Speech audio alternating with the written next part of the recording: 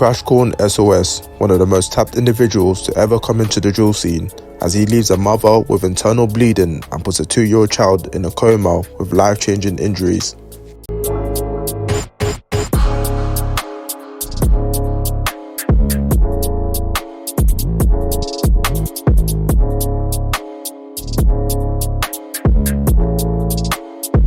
This level of crime shouldn't happen, and if we allow something like this to become a norm, a lot more parents and a lot more families are going to have to suffer. This is something that should never happen.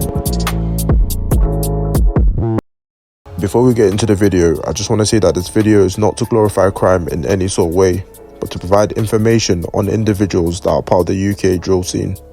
Everything stated in this video is already public information and can be found on forums, articles and multiple news reports. So with all this being said, let's get straight into the video. The London Borough of Brent will house well-known opposing gangs, SOS and CSB, who will go by many names over the years, such as TOS, Thugs of Stonebridge and CRS, Church Road Soldiers. The gang war between the two sides will go on for 2 whole decades, with the older generation of the gangs having famous UK rappers from each side, like Nines and K Koke, and can be a whole video on its own. But you see, the sad reality of this beef is that both estates are located in the same Harlesden area in the postcode NW10. Both areas are about a 5-minute walk from each other, so would lead to crazy back and forth violence, despite both areas being unified at one point in time. Krashcorn is part of the younger generation of Stonebridge members who rap the gang SOS, which stands for Shoot on Sight, and will beef the newer generation of Church Road members, CSB, which stands for Crime Scene Boys. Before I touch on why Krashcorn is a very tapped individual, I'll quickly look back at the gang violence between the two groups that led to Krashcorn taking matters into his own hands and going way too far. Like mentioned before, the violence between the two areas was at an all-time high during the 2018 to 2019 period, and around the summer of 2019, popular rapper Nines would be driving his Porsche when he was spotted by Stonebridge gang members Mad Beak and AR Top Shotter. Nines' cousin, who was with him at the time, attempted to shoot at the pair but the gun jammed, which is when Mad Beak and AR would chase after Nines, leading to him crashing his car. Nines' cousin would then split up as the Stonebridge random chased them. AR and Big would catch up to Nines and stab him straight in the face. AR would record himself chasing Nines and upload it to Snapchat, incriminating himself because police used the footage as evidence in the courtroom, and he was later sentenced for the stabbing. When the news broke of Nines being stabbed, CSB went into full retaliation mode, and a week after the stabbing, a member of Nines set ICB called Scraps would be driving around the area when he spotted a Stonebridge member called Smalls outside of a chicken shop in Marks Park. This led to CSB members exchanging phone calls and text messages to carry out a successful assassination without getting caught. Scraps drove the shooter to the location of Smalls, which is when he ran and shot him in the head in front of his son on CCTV. The shooter appears to run away until he goes back to the body and lets off another shot to really make sure Smalls is dead. Smalls was rushed to the hospital but was pronounced dead just a couple hours after. But the gang wasn't done yet, and on the same day, they will spot a CHB member called Big French. The same unidentified shooter will run up to Big French as he sat in the car with his kids. The shooter will pull the trigger on French's head, but only by the grace of God, the gun will jam and the shooter will run off whilst being filmed on CCTV. A murder investigation will be launched, and years later, Scraps, Jazzy, YD and Streets, who were involved in the murder of Smalls, were later arrested and awaiting trial. Corny Ellis, aka Jazzy, will be identified as a shooter for the murder of Smalls and attempted murder of Big French. Jazzy will get slapped with a life sentence with a minimum term of 35 years. Christopher Kai, aka Scraps, will be sentenced to 4.5 years for perverting the course of justice. The mad thing about these shootings is that kids are around when all this is happening, and they should not be exposed to this sort of stupidness, because when we later touch on what Krashcorn did, you'll understand why. Following the death of Smalls, the Stonebridge gang were seeing straight red, and without any proof, they'll blame a gang called SR, aka St. Raphael's. The next day, an SR member called GK was shot numerous times while sitting in his car. Luckily, he was covering his head with his arms, and the bullets will only strike his arm, leaving him with a minor injury rather than a fatal bullet to the head. Thug of Stonebridge member M1 would be arrested for the attempted murder and jailed. In the space of 24 hours from this incident, Beefy will round up Stonebridge members to go after the leader of St. Raphael's gang called Patman, also known as Bucky. the gang wanted to make an example by going after the main member at the time.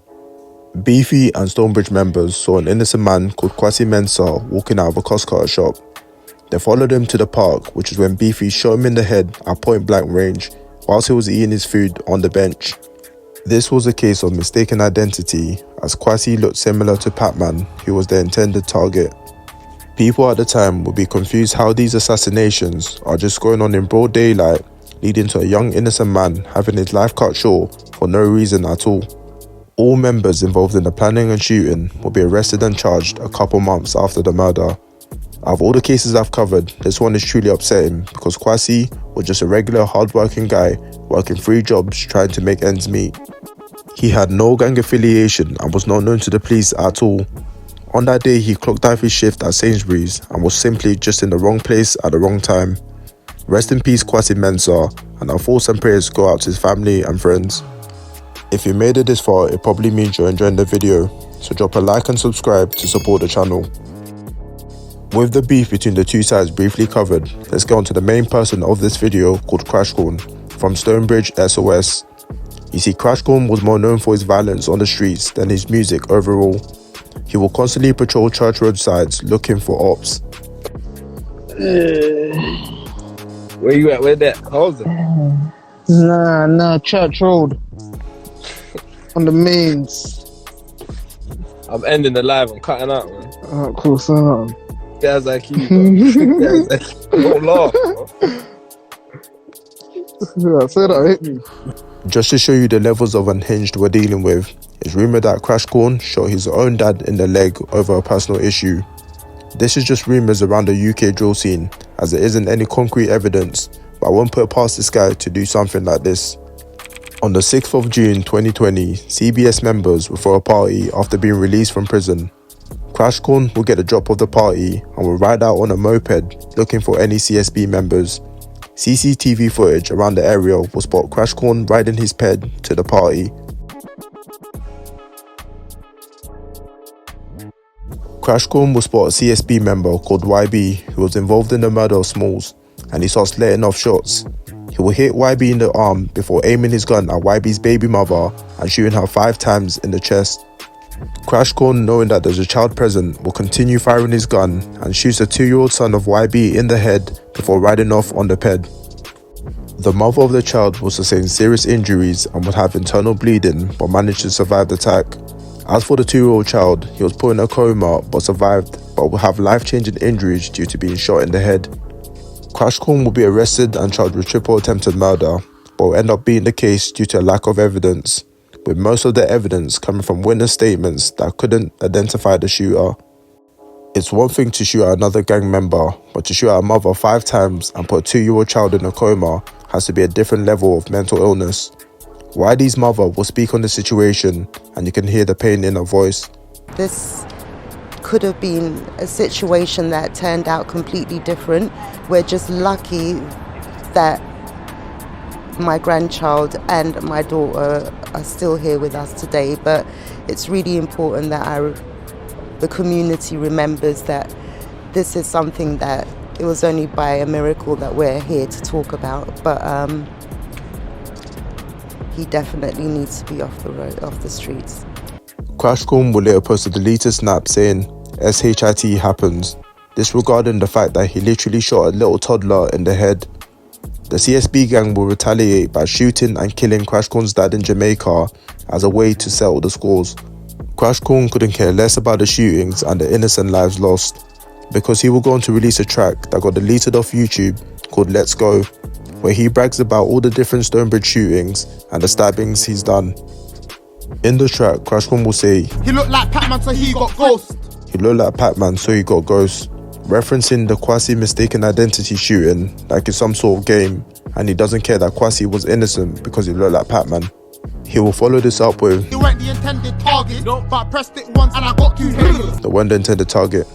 This is referencing the shooting of the mother and toddler and how Krashcorn got trigger happy and had no problem shooting at the other 2 victims who, like he says, weren't the intended targets. Krashcorn is honestly a very odd guy, and the drill scene will heavily mock him for this situation, especially the fact that the guy shot an innocent mother and her child and will go on to brag about it like it's some sort of trophy. News will go around the community that Krashcorn was stabbed by a Church Road member called Els. And around 2022, Krashcorn was posted on Instagram alluding to him leaving the road life. I'm not too sure how genuine this post is and whether or not he was just joking around. To this day, Krashcorn is considered one of the most tapped individuals in the scene, up there with people like Young Diz, who literally kidnapped and tortured school children. Talking about me, my brother. It's truly sad that a lot of innocent people were hurt during this beef, and children had to witness this sort of stuff. Like I say in every outro, if you take anything from this video, let it be that the gang life is truly not something you want to be involved in. You got family and friends that fully care for you, so stay smart and let me know in the comments if I missed anything. I'll see you lot in the next one. God bless.